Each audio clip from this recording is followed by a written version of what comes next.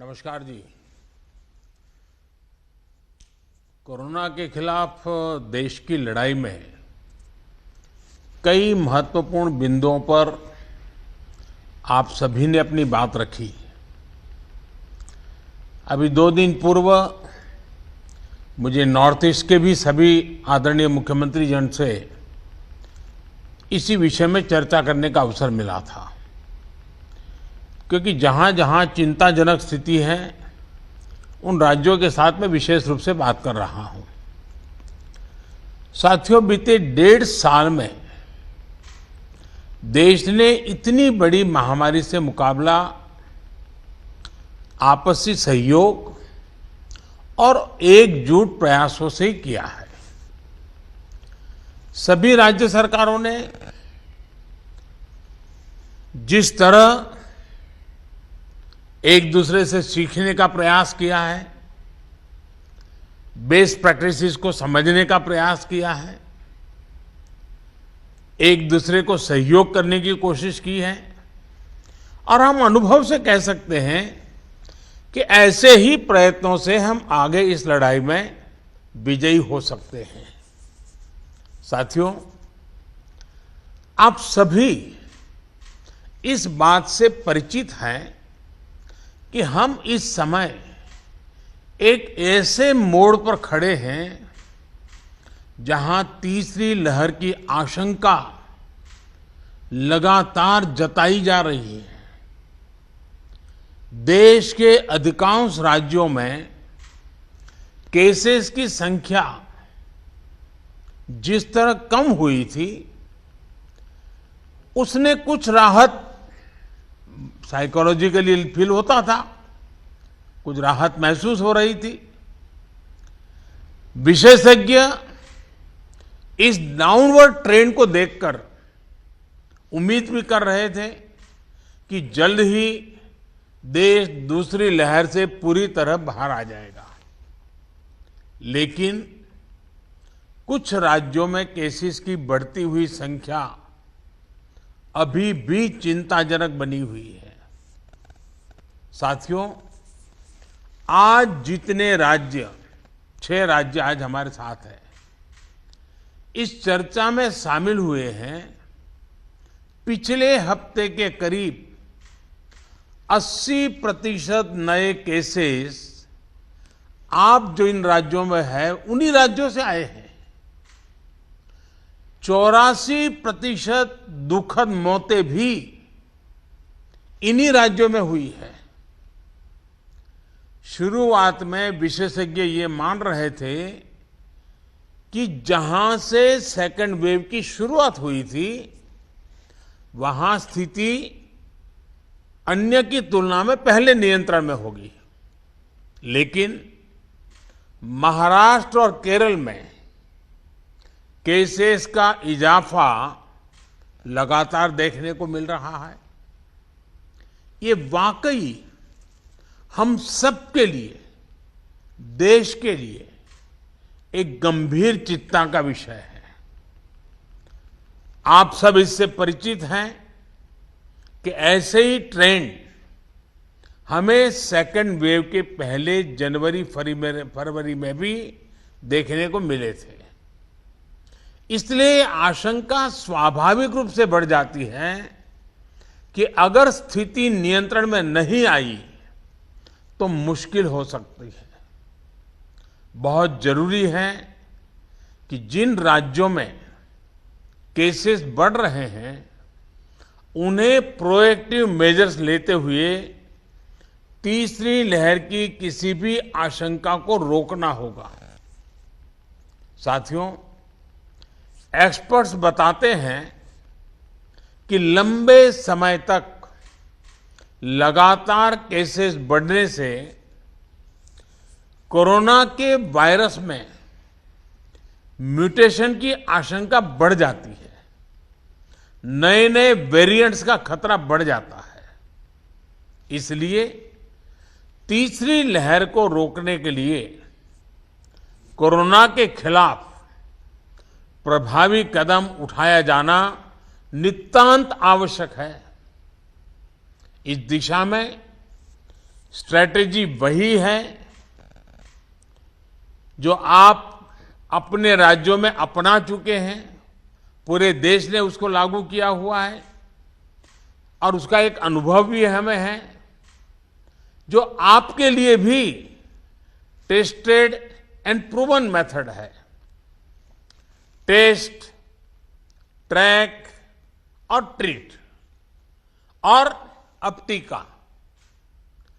Test, track, treat and टीका, इसी vaccine की हमारी रणनीति फोकस करते हुए हमें आगे बढ़ना है।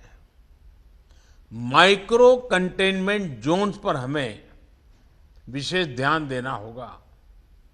जिन जिलों में पॉजिटिविटी रेट ज्यादा है, जहां से नंबर ऑफ केसेस ज्यादा आ रहे हैं, वहां उतना ही ज्यादा फोकस भी होना चाहिए। अभी जब मैं नॉर्थ ईस्ट के साथियों से बात कर रहा था तो एक बात उभर करके आई कि कुछ राज्यों ने लॉकडाउन ही नहीं किया, लेकिन माइक्रो कंटेनमेंट जोन पर बहुत बल दिया और उसके कारण वो स्थिति को संभाल पाए। टेस्टिंग में भी ऐसे जिलों पर विशेष ध्यान देते हुए पूरे प्रदेश में टेस्टिंग को ज्यादा से ज्यादा बढ़ाया जाना चाहिए। जिन जिलों में, जिन इलाकों में संक्रमण ज्यादा है, वहां वैक्सीन भी हमारे लिए एक स्ट्रैटेजिक टूल है। वैक्सीन के प्रभावी इस्तेमाल से कोरोना की वजह से उत्पन्न परेशानियों को कम किया जा सकता है। कई राज्य इस समय हमें जो विंडो मिली है उसका इस्तेमाल अपनी आरटी-पीसीआर टेस्टिंग कैपेसिटी बढ़ाने में भी कर रहे हैं। ये भी एक सराहनीय और जरूरी कदम है। ज्यादा से ज्यादा आरटी-पीसीआर टेस्टिंग वायरस को रोकने में काफी प्रभावी हो सकते हैं। साथियों, देश के सभी राज्यों को नए आईसीयू बेड्स बनाने, टेस्टिंग क्षमता बढ़ाने और दूसरी सभी जरूरतों के लिए फंड उपलब्ध करवाया जा रहा है।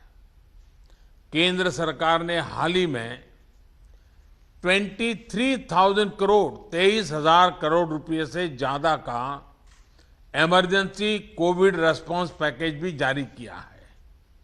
मैं चाहूंगा कि इस बजट का उपयोग हेल्थ इंफ्रास्ट्रक्चर को और मजबूत करने के लिए हो।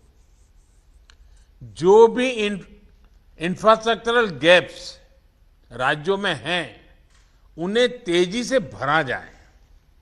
खास तौर पर ग्रामीण इलाकों, रूरल एरियाज, उस पर हमें ज्यादा मेहनत करने की जरूरत है।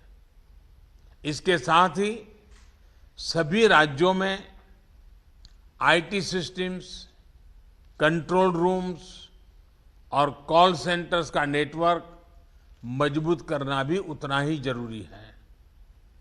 इससे रिसोर्सेज के डेटा, उसकी जानकारी पारदर्शी तरीके से नागरिकों को मिल पाती है। इलाज के लिए मरीजों और परिजनों को इधर उधर भागना नहीं पड़ता।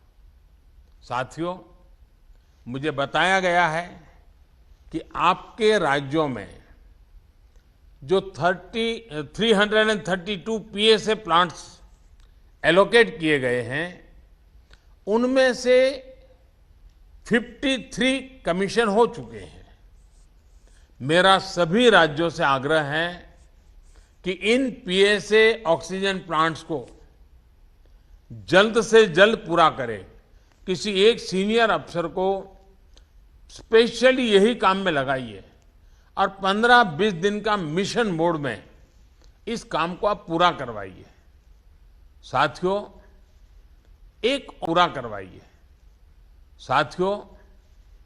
एक और चिंता बच्चों को लेकर भी है। बच्चों को कोरोना संक्रमण से बचाने के लिए हमें अपनी तरफ से पूरी तैयारी करनी होगी। साथियों, हम देख रहे हैं कि पिछले 2 हफ्तों में यूरोप के कई देशों में एकदम तेजी से केसेस बढ़ रहे हैं। अगर हम पश्चिम में देखें, चाहे यूरोप के देश हों, चाहे अमेरिका, इधर हम पूरब में देखें तो बांग्लादेश, म्यांमार, इंडोनेशिया, थाईलैंड बहुत तेजी से केसेस बढ़ रहे हैं और कल्पना बाहर का यानी एक प्रकार से कहीं पर 4 गुना, कहीं 8 गुना, कहीं 10 गुना बढ़ोतरी आई है। ये पूरी दुनिया के लिए और हमारे लिए भी एक चेतावनी भी है, एक बहुत बड़ा अलर्ट है। हमें लोगों को बार बार ये याद दिलाना है कि कोरोना हमारे बीच से गया नहीं है।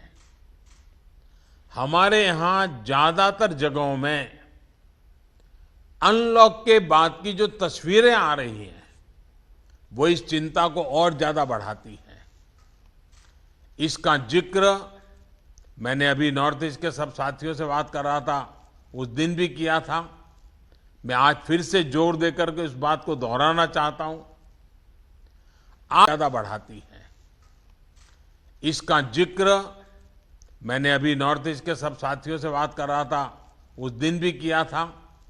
मैं आज फिर से जोर देकर के इस बात को दोहराना चाहता हूं। आज जो राज्य हमारे साथ जुड़े हैं, इनमें तो कई बड़े मेट्रोपॉलिटन शहर हैं, बहुत सघन आबादी वाले हैं। हमें इसे भी ध्यान में रखना होगा।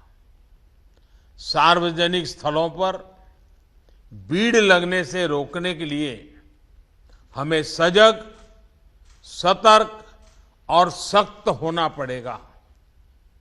सरकार के साथ साथ अन्य राजनीतिक दलों, सामाजिक संगठनों और एनजीओज को, सिविल सोसाइटी को साथ लेकर हमें लगातार लोगों को जागरूक करते रहना है।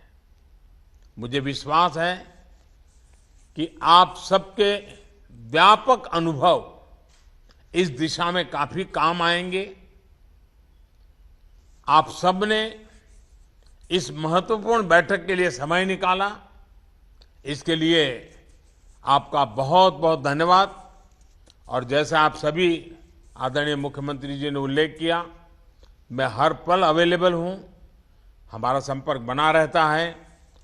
आगे भी मैं हमेशा अवेलेबल रहूंगा ताकि हम सब मिलकर के इस संकट से मानव जात को बचाने के इस अभियान में अपने अपने राज्यों को भी हम बचा सकें। मेरी आप सबको बहुत शुभकामनाएं हैं। बहुत बहुत धन्यवाद।